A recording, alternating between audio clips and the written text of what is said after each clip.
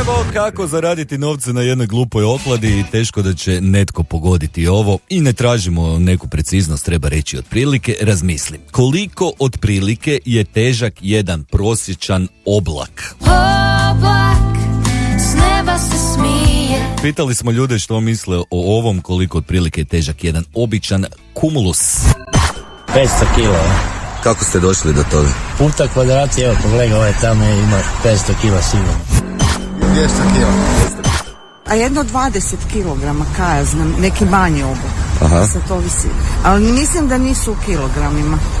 Dakle, odgovori su otprilike 20, 500, 200, no ništa od toga nije ni blizu. Ako uzmemo oblak srednje veličine, a to je onaj bijeli fluffy oblak koji se nalazi obično na plavom nebu, njegova težina je oko 500.000 kilograma, to jest oko 500 tona.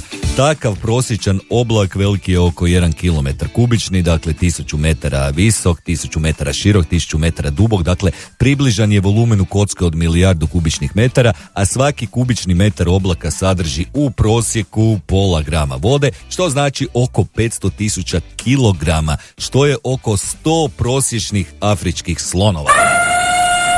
I ako sada pričamo o ovim bijelim oblacima koji izgledaju ko šećerna vata, oni sivi oblaci su mnogo veći i gušći od ovih kumulusnih oblaka, pa su i puno teži. Takav oblak može težiti oko 1.000.000 tona.